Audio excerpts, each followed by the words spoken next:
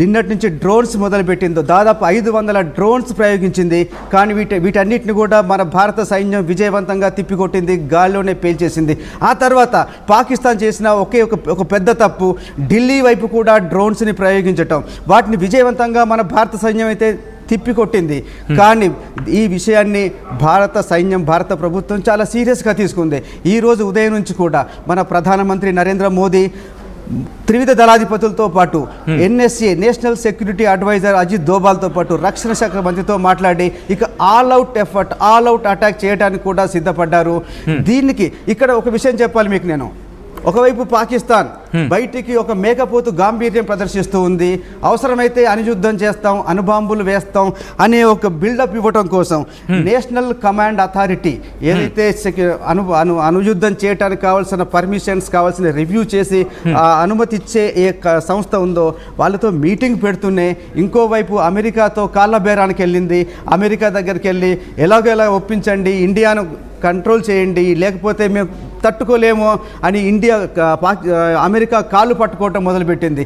అప్పుడే అమెరికా విదేశాంగ శాఖ మంత్రి మార్కో రూబియో కూడా మన భారత విదేశాంగ శాఖ మంత్రి జయశంకర్తో మాట్లాడారు.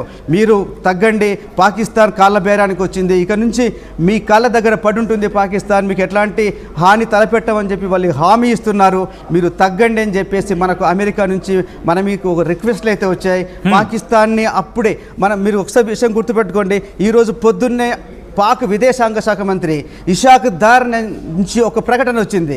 ఒకవేళ ఇండియా వెనక్కి తగ్గితే, ఇండియా కానీ మా మీద కాల్పులు దాడులు ఆపేస్తే మేము వెనక్కి తగ్గుతాము, మా వైపు నుంచి దాడులు రాకుండా చూసుకుంటామని చెప్పి ఈరోజు దాదాపు 11-11:30 టైంలో వచ్చే డౌట్ ఏంటంటే ఇక్కడ పాకిస్తాన్ కట్టుబడి ఉంటుందా కాల్పుల విరమణకు? ఎందుకంటే మనం చూసాం, నిన్న కాళ్ళు పట్టుకున్న సందర్భాన్ని చూసాం, రాత్రికి మళ్ళీ దాడికి దిగిన సందర్భాన్ని చూసాం. కట్టుబడి ఉంటుందా పాకిస్తాన్? మరి తప్పకుండా ఉండాల్సిన పరిస్థితి ఉంది. ఉండకపోతే మీ పాకిస్తాన్ తీవ్రంగా దెబ్బతింటుంది అని ఆల్రెడీ పాకిస్తాన్, చైనా కూడా హెచ్చరించాయి. ముఖ్యంగా వాళ్ళ దగ్గరున్న ఆయుధాలు మరో 2 రోజులకు మించి వచ్చే పరిస్థితి లేదు. ఇంకోవైపు వాళ్ళ దగ్గర తుర్కియా నుంచి వచ్చిన ఆయుధాలు లేదా చైనా నుంచి వచ్చిన మిసైల్ రక్షణ వ్యవస్థ 2 కూడా కుప్పకూలాయి, తుస్సుమన్నాయి, ఒక్కటి కూడా ఎఫెక్టివ్గా పనిచేయట్లేదు. ఇక యుద్ధాన్ని ఏమాత్రం కొనసాగించినా భారత దాడిని తట్టుకోలేము అనే విషయాన్ని పాకిస్తాన్ ఆర్మీ కానీ పాకిస్తాన్ రాజకీయ నాయకత్వం గుర్తించింది. అందుకే వాళ్ళు అమెరికా దగ్గరికి వెళ్ళి కాళ్ళ బేరానికి వస్తున్నాం మేము, మీరు ఎలాగైనా ఇండియాను ఒప్పించండి అని వాళ్ళు కాళ్ళ బేరానికి వెళ్ళి అమెరికా ద్వారా మనకు వాళ్ళ రిక్వెస్ట్ని తీసుకురావడం జరిగింది. దాన్ని ఇండియా గవర్నమెంట్ ఆమోదించింది. ఇంకొక విషయం చెప్పాలి సచిన్ మీకు, ఇదే సందర్భంగా మన ప్రధానమంత్రి నరేంద్ర మోడీ ఒక విషయాన్ని క్లారిటీ ఇచ్చారు. ఇప్పుడు మీరు అడిగారు పాకిస్తాన్ దీనికి మాటకు కట్టుబడి ఉంటుందా, దీనికి గతంలో ఇక ముందు నుంచి దాడులు జరపకుండా ఉంటుందా అని. కరెక్ట్, మీ అనుమానం నేను ఒప్పుకుంటున్నాను. ఎందుకంటే వాళ్ళు గతంలో కూడా చాలాసార్లు దొంగ దెబ్బ తీయటం లేదా దొంగచాటుగా వచ్చి వేరే ఉగ్రవాదుల ద్వారా పరోక్షంగా దాడులు చేయటం వంటి ఎప్పటి నుంచో చేస్తున్నారు. దాన్ని దృష్టిలో పెట్టుకునే ప్రధాని నరేంద్ర మోడీ ఒక విషయాన్ని స్పష్టం చేశారు.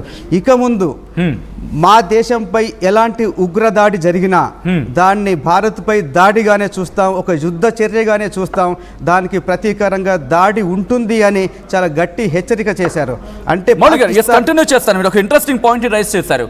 ఇక్కడ మిలిటరీకి సంబంధించి అండ్ అలాగే టెర్రరిస్టులకు సంబంధించి 2 అంశాలు ఇక్కడ పాకిస్తాన్ విషయంలో ముడిపడి ఉన్నాయి.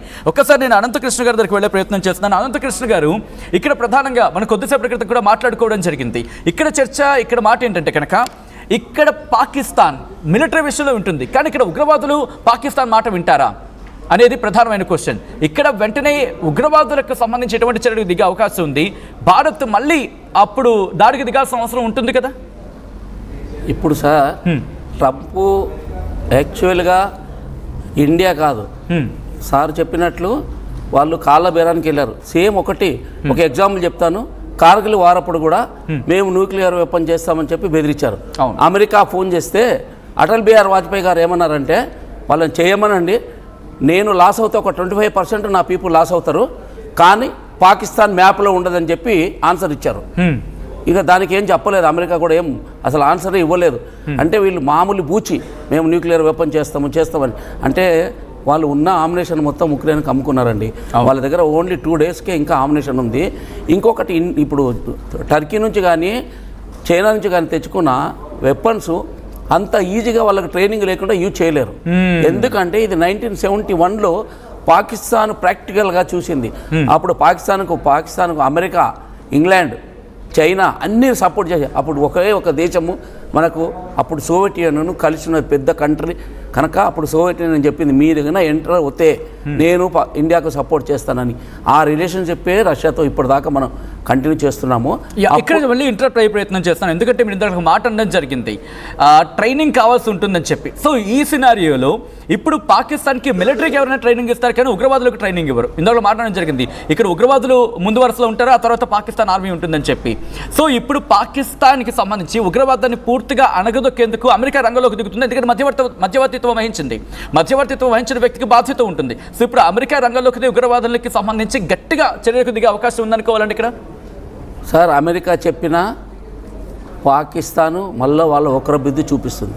ఇప్పుడు ఎన్ని ఇన్సిడెంట్లు అయినాయి, 65, 71 కార్గిల్, దాని తర్వాత చిన్న చిన్న ఇన్సిడెంట్లు అయినప్పుడల్లా మేమేం చేయమని అంటుంది. కానీ వాళ్ళ ఎప్పటి వరకు పాకిస్తాన్లో టెర్రరిజం అంతం కాదో అప్పటి వరకు వాళ్ళు ఇవి చేస్తూనే ఉంటారు, తన్నులు తింటూనే ఉంటారు. కాళ్ళు పట్టుకునేది వాళ్ళకు నార్మల్ అయిపోయింది.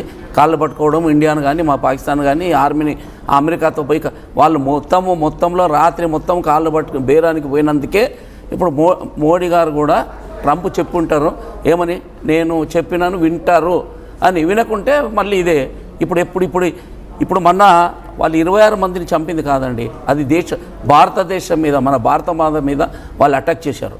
ఇంకొకటి ఏంటంటే ఆ 26 మందిలో కూడా ఇందులో ఒక చిన్న పాయింట్ చెప్పదలుచుకున్నాను, బిలో 40 years ఎవరు కూడా 40 లేరు, 40 అబోవ్ లేరు. అంటే దీంట్లో ఏముంటుందంటే వాళ్ళకి మనము ఈవెన్ చిన్న కంట్రీ బ్రెజిల్, సింగపూర్లో చూడండి ప్రతి సివిల్ పౌరుని కూడా వాళ్ళు ఆర్మీ ట్రైనింగ్ ఇస్తున్నారు 3 నెలలు. అంటే మేము చెప్పడం సజెషన్ ఏంటంటే స్కూల్ లెవెల్ నుండే ఎన్సీసీని డెవలప్ చేయాలి. ఓకే, తర్వాత మన దగ్గర కూడా 26 ఇన్ఫంట్రీ బటాలియన్ ఉంది ట్రిమిల్. వీటి గురించి